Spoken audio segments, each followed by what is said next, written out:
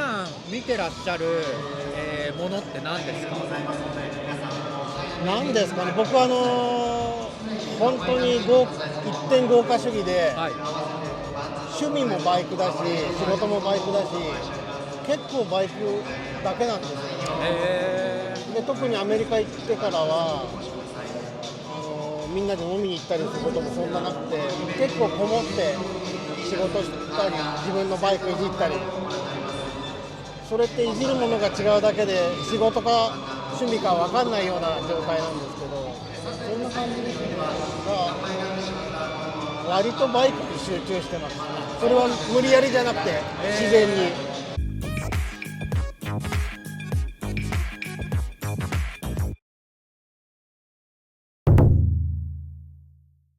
世界で最も求心力のあるカスタムビルダーの一人、木村慎也さん。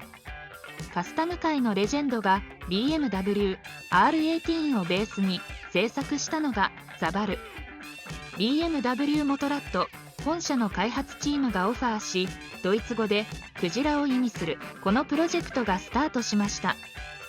カリフォルニアで発生した港湾のストライキにより、車両を乗せた船が大幅に遅延。今回の横浜ホットロッドカスタムショーには車両が間に合いませんでしたが、12月25日日曜日までの期間限定でレウス浅草にて車両を展示中。ザバルマーク2をついに見ることができます。ウィズハーレーでは青木隆夫編集長が横浜ホットロッドカスタムショーにて木村慎也さんにあれこれとお話を長い時間聞くことができました。大変貴重なインタビューになったこと、ご本人、そして BMW モトラットジャパンのご協力に感謝申し上げます。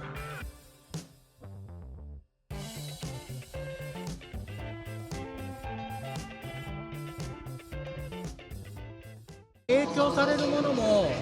他のジャンルから取り入れるっていうことはあまりないんですか？さっき言ったように昆虫が好きだったり、はい。それからいろんな、生き物も好きだし、花やなんかも興味はありますけど、それをバイクに落とし込むっていうことはないです。自然に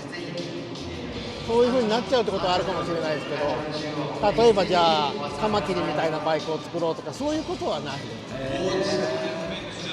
子供の頃、どういうものを見てらっしゃったんです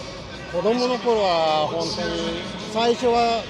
自動車がすごい好き、幼稚園の頃とかは自動車が好きで、兄貴におぶわれて国道に行って通る車を見てたりとか、そういうところから入って、なんかそういう形にとらわれる子供だったんで、ちょっとテレビ始まれば怪獣の造形に興味を持ったり、それから仮面ライダーの怪人のデザインにああだこうだ子供ながらに言ったりとか、自分で怪人を描いたりとか、そういうことはしてましたね。仮面ライダー、ウルトラマンで好きな怪獣とか悪者は？そうだろう、ウルトラマンだったらやっぱバルタン星人から、バルタン星なんだろう、ウルトラセブンだったらキングジョーとか、なんか好きなの、やっぱでああいうのもデザインの良し悪しがあるんで、そういうのって原点になってるかもしれないですね。でもそれを直接バイクにどうのこうのっていうことはないですけど、でも育つ過程ではそういう興味がどんどん移っていったんで、何か影響があるかもしれないです。新しいインスピレーションみたいなのはどういうところから受けるんですか？それもよく聞かれるんですけど、何かそのために資料を読んだりとか、わざわざ自分で調べたりってことはあまりないですよね。普段それ好きなことを本で読んだり、写真集で見たり、美術館で見に行ったりっていうことはありますけど、その直接仕事に結びつけるっていうよりは、自分の中で消化して、そこからまた分解して作り直して表現するみたいな感じですかね。木村さんにとってその BMW ってどんなバイクというふうなイメージがございますか？僕はカスタム屋になる前には普通のオートバイ屋を目指してたんで、修行時代も含めて随分そのレストアをしてたんですね。いろんな車種の、その中に BMW もたくさんあって、 R69S とか 50S、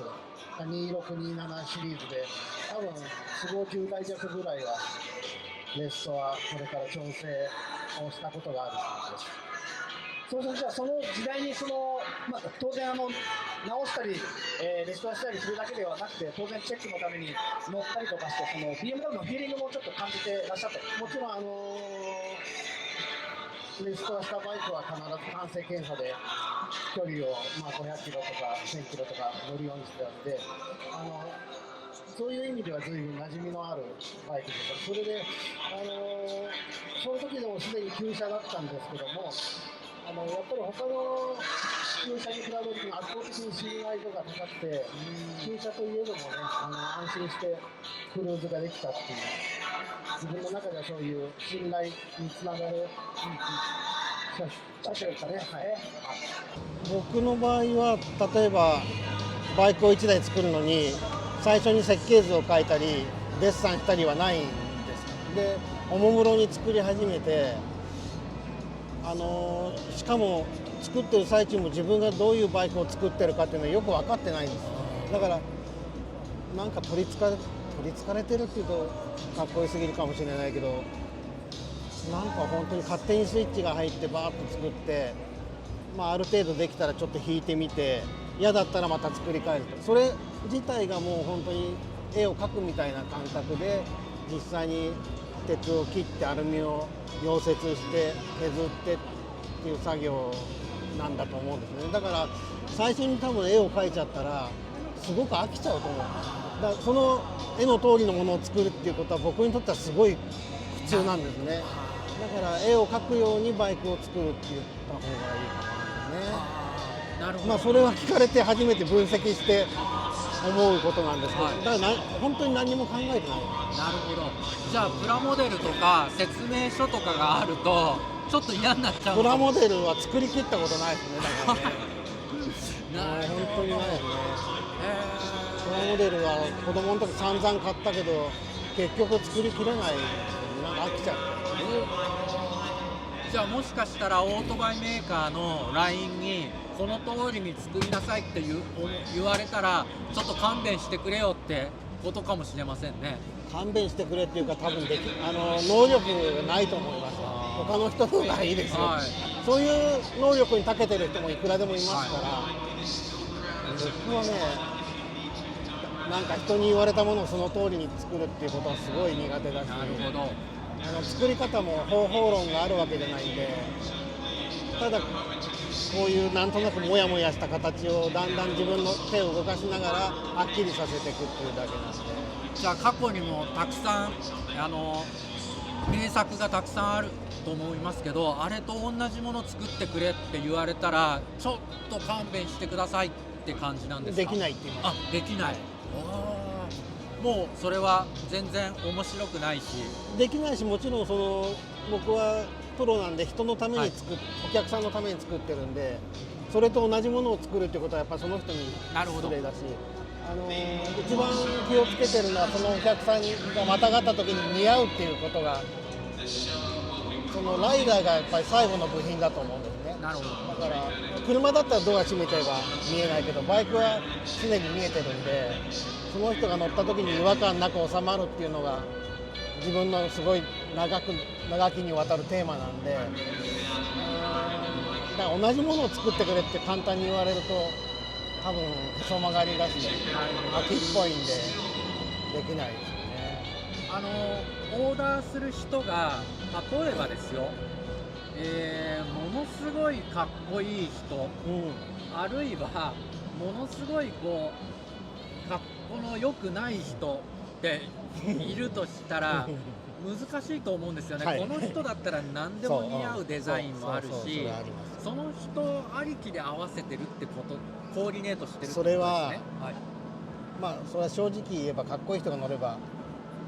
幅広いですよね、かっこいいものの。でもその人のかっこよさを引き出すっていうか、その見た目の問題だけじゃなくて、そのためにいろんな会話をして、バイクの話だけじゃなくて音楽の話とか趣味の話とか、だから意外とその本人が自分の像を捉えてるとは限らないんで、その人がこういうバイクにしてくださいって言ってもそれが似合わないと思ったらやっぱり相談するし、時には否定するし、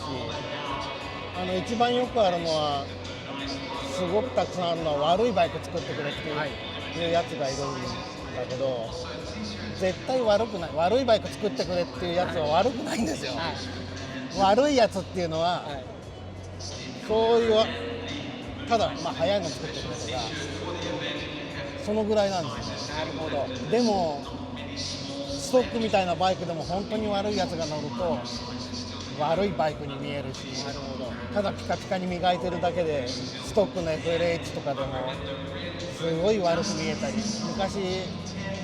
原宿の70年代とかに片隅に止まってたような真っ黒な FLH にちょっと車高を下げただけとかでもその人のなんていうかなイメージが乗り移ってもう寄せ付けないオーラがあったんですね。だから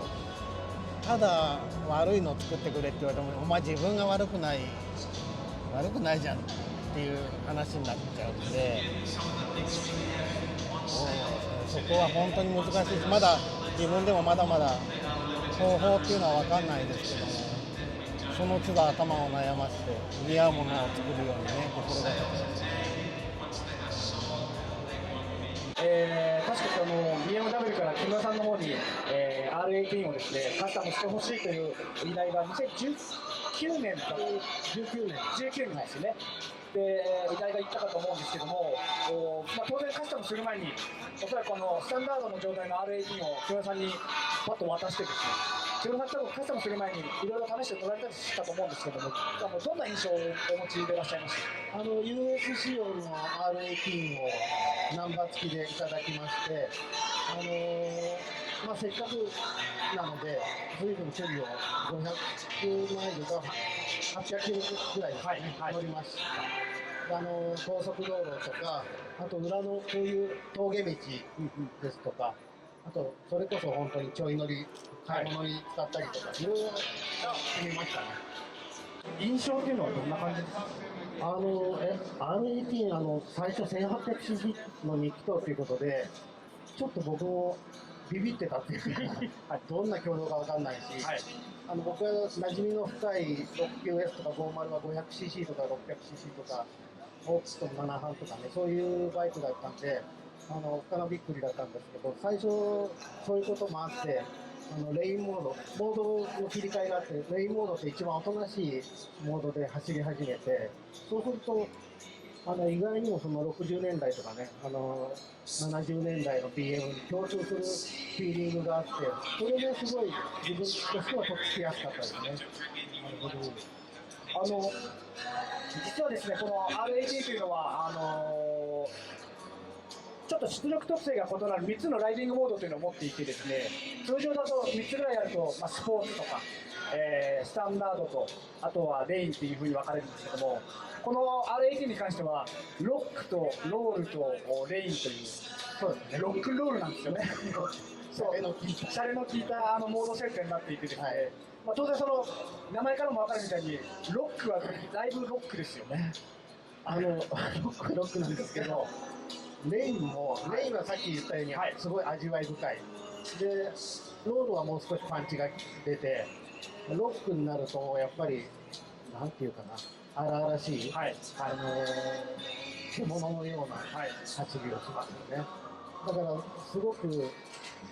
この切り替えによってキャラクターが変わるので、すごいエンジョイできましたね、僕は。なんか通常ね、レインモードってつまらないからなかなかこうチョイスしづらいのに、でもレインモードを乗るとそういう昔のフィーリングがこうフラッシュバックしてくる。レインモード僕すごい好きで、例えばちょっと疲れてくるとレインモードにしておっとり走ったり、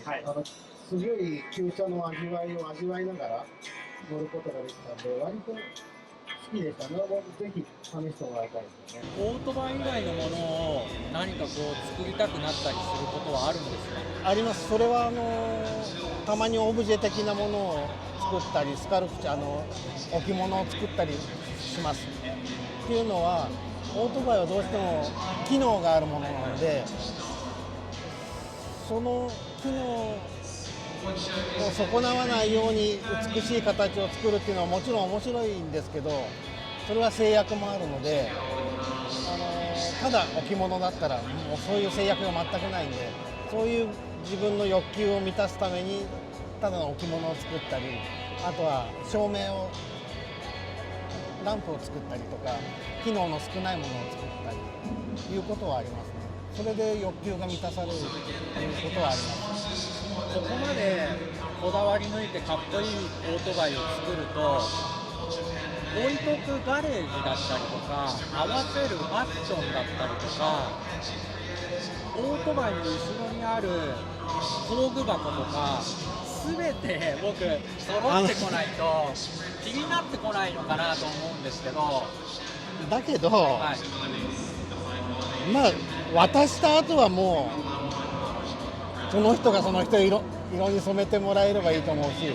だから何年かしてその人がたまたまどっかで乗ってるのを見て、思いもよらないアレンジがしてあったり、